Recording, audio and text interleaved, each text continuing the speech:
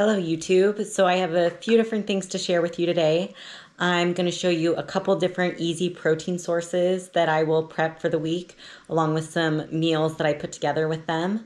I'm also going to take you through a full upper body workout, give you some tips for some different movements, and kind of show how I would structure things if I was trying to do a complete upper body workout. So back, shoulders, and arms. So hang in tight and we'll get started. For most of my ground beef or ground venison or ground turkey, I like to just do it in a pan. And I actually don't even spray this one because they never really stick. And you just want to make sure that you kind of, keep stirring and kind of chopping it up as you go. So today I am cooking up some ground venison. I actually got this at Albertsons. You can see the macros are very, very similar to like the extra lean ground beef. We're gonna season it with some onion, chili powder, paprika, and garlic. So we'll get this going and I'll show you as we go. So the great thing about ground meat is that you can kind of season it in different ways and you can repurpose it through the week in different meals. So if you want to have something even slightly different than your family, like maybe you want to make quesadillas for your kids, but you want to make a rice bowl for yourself, you can use the same meat and have it even seasoned like, say, like taco meat and with taco seasoning. That way you don't have to feel like you're making double the meals all the time, and your whole family can get good food. So we're getting close to done here.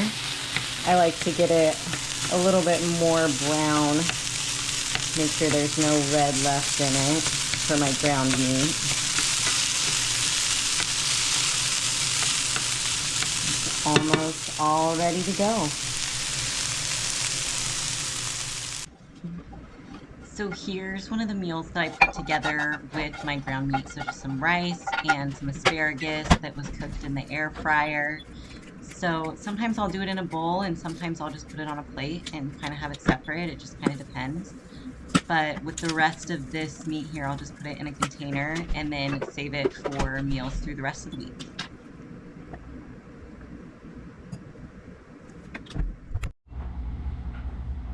So another really easy protein source that you can do that is super fast is fish. So I'll buy it frozen and then I'll cook it in the air fryer.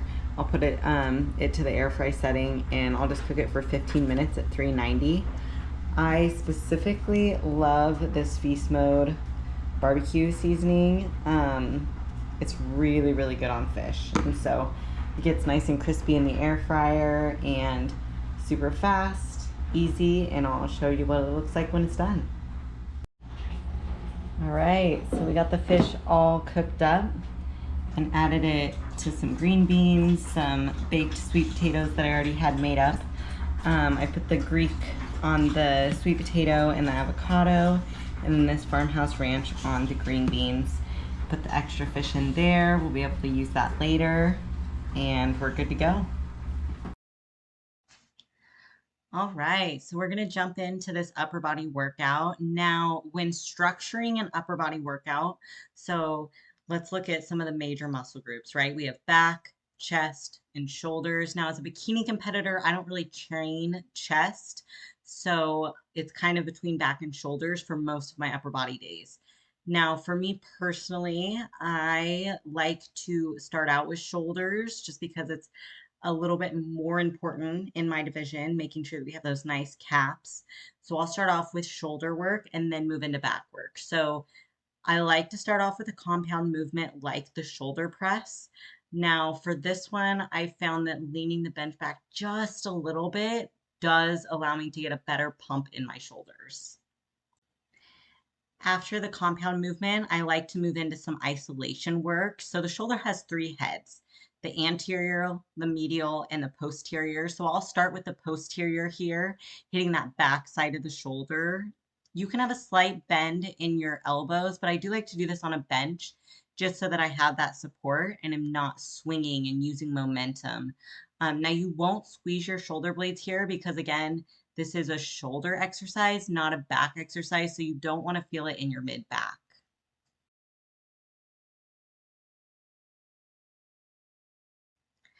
Next, I'm going to move into a medial delt exercise. So that's the side of the shoulder here. So I like to do laterals. I love doing different variations of them. This bench supported lateral, again, helps reduce momentum and helps you really to isolate those shoulders.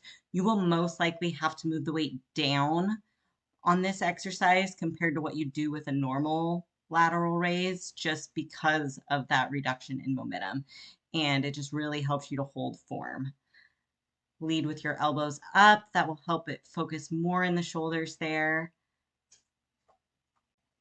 So this next isolation movement is for the anterior deltoid. So that's the front part of your shoulder. I love to do this one on the cable. So it just helps with that constant tension.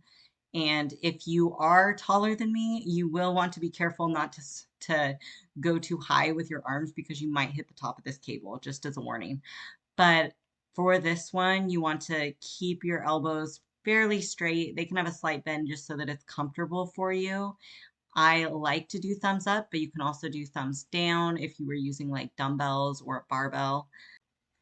So when I'm doing a full upper body like this, I will typically include 2 to 3 back exercises, one being some type of row. So like this one here that I'm showing is the cable seated row. You really want to focus on pulling this one more towards your belly button and keeping your shoulders down. You see a lot of people shrug their shoulders up with this one. You want to focus on squeezing those shoulder blades together and driving those elbows back behind you.